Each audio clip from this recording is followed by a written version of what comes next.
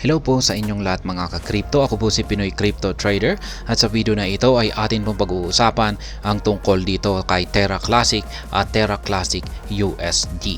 At kung saan ay atin pong alamin yung apat na mga posibleng bagay na siyang naging dahilan sa kanilang pagkakaroon ng price surge nitong nakalipas na araw. Kasi kung pag i-check po natin kay CoinMarketCap ay sila po yung nananatiling top or best performing crypto asset sa kasalukuyan.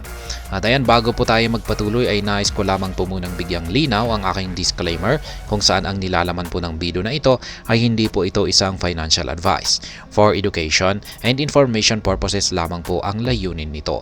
Maliban po dito ay nais ko na rin pong magbigay babala na wala pong kahit anumang group chat ang Pinoy Crypto Trader.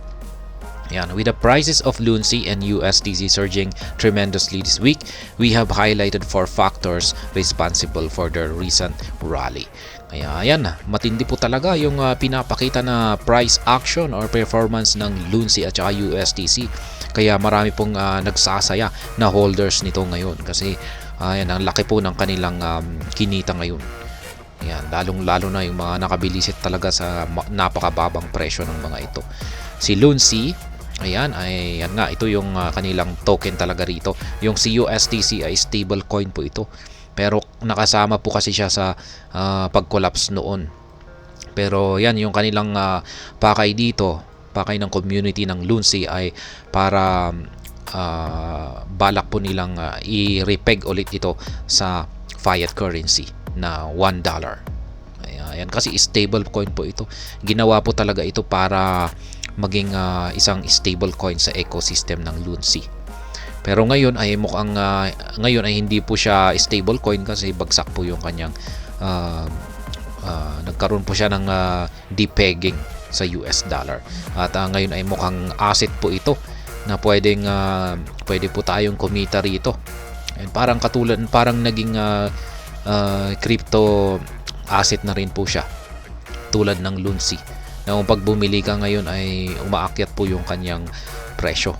Ayan, bumabalik, gusto niya talagang makabalik sa $1. At yan, syempre pwede kang kumita rito. Pero talagang yung purpose lang talaga po nito ay isang stable coin at dapat ay yung kanyang market price ay dapat nakadikit lamang po talaga sa $1. Pero ayan, the recent price surge of Terra Luna Classic or LUNC and USDC Classic or USDC surprised many crypto investors. This is mainly because both tokens have been down for most part of the year. On October 20, LUNC fell to a yearly low of around 40 digits 55, while USDC plunged to 1 cent the same day. Ayan na nga. Nangyari yan noong nag-collapse ito. Ayan, no, October 20 ay bumagsak po yan sa pinakamababang presyo na ayan 40 digits 55. Yung USDC naman ay bumagsak ng 1 cent. Sabay po sila na bumagsak. However, the tokens have passed these dark days, ranking among the best performing crypto assets in November. According to CoinGecko data, USDC and LUNC have surged 340% and 80% respectively over the past 30 days. Yan. Ayon po kay CoinGecko data, si USDC ang talagang matindi, yung kanyang inangat. Umaabot po ng 340%, kaya yung mga holders ng USDC dito ang talagang kumita ng malaki. Samantala kay LUNC ay 80% po, pero mataas na rin yan. Binance introduces USDC perpetual contracts. Yan, ito po yung isang factor daw na maaaring nagpaangat sa market price or sa presyo ni USDC. The tokens witnessed most of their gains earlier this week following an announcement made by Binance. The exchange, which is currently embroiled in a legal tussle with the US government, rolled out a perpetual contracts for USDC with up to 50 times leverage. Ayan, perpetual contracts po ito. Ito po ay sa derivatives trading or futures trading, yung mga naglo-long dyan at saka nag-short. Yan po yung perpetual contracts dito. Kaya meron po siyang 50 times na leverage. Ayan. This triggered a massive spike in USDC price to above 7 cents on November 27. Expectedly, USDC's sister token, LUNC, also participated in the rally with its price surging to above 30 digits 12 on the same day. Ayan. Na technical analysis po yata ito, 7 cents umangat ang USDC ng 7 cents. At maging si LUNC, yun, nagbawas po siya ng isang zero, naging 30 digits 12. Ayan, yung kanyang inakyat. Aside from the Binance announcement, several factors have contributed to LUNC and USDC's recent price surge. Push to $1. Ayan, ito po talaga yung gusto or balak ng community ng Terra Classic na ibalik or i-repeg ang value ng USDC na stablecoin sa $1. The Terra Classic community has already been engaged in numerous initiatives to revive the prices of LUNC and USDC to $1. Community members have actively voted on different proposals to make this dream a reality. Kaya ayan, ang ginagawa po ng community ng Terra Classic ay nagvo-vote po sila, nagvo-vote po sila, nag-introduce po sila ng mga proposals. Ayan, kung ano ang pwede nilang gawin para makamit yung kanilang gusto rito na mangyari, na makabalik ang LUNC at saka USDC sa dollar na value. As reported earlier, the Terra Classic community supported a proposal to resolve an issue associated with a mismatch of sequences. Growing social mentions for USDC and LUNC. Yan, ito naman yung pangalawang dahilan or pangalawang factor. Mas nakikilala po ang USDC at saka LUNC sa mga social medias. USDC and LUNC recent price surge could also be attributed to the vibrant community behind the tokens.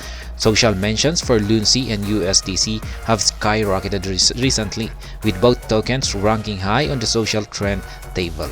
Notably, the community behind LUNC and USDC is quick to declare its support for the assets, thus attracting new investors to the tokens. Kaya ganyan lamang po yung pag-promote sa mga crypto assets sa pamamagitan po ng mga social medias. At yan po yung nangyayari ngayon dito ay LUNC.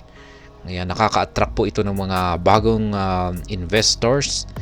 Yan, dahil sa nagkakaroon ito ng mga social mentions. Yan, Bitcoin rally. Ayan. Ito naman yung pangatlo. Bitcoin's latest rallies also positively impacted altcoins prices, including LUNC and USDC. The top asset surge above $38,000 has helped build investor confidence in other crypto assets. The Bitcoin experiencing a price surge. Other tokens have also rallied alongside the world's largest cryptocurrency by market cap. Ayan, alam naman po natin na kapag gumagalaw si Bitcoin ay ginagaya po yung kanyang galaw ng halos lahat ng mga cryptocurrencies. Kaya nitong mga nakalipas na mga araw ay nagkaroon kasi ng latest na rally si Bitcoin, kung saan ay nakabalik po ito sa $38,000. Yan, nagkaroon siya ng surge dito sa ibabaw ng $38,000 at isa po itong matinding resistance, $38,000 na ito. Kaya ayan, naapektuhan po si LUNC at saka si USDC, kaya umangat na rin po sila. Pero ayan, hindi lamang po si LUNC at saka si USDC, yung maging ibang mga cryptocurrency na rin ay naapektuhan at umangat na rin po sila. USDC and LUNC succumbed to selling pressure. Ayan. Nakakaranas daw sila ng selling pressure. Pag sinabi nating selling pressure ay medyo hirap silang makaangat kasi marami po ang nagbebenta ngayon.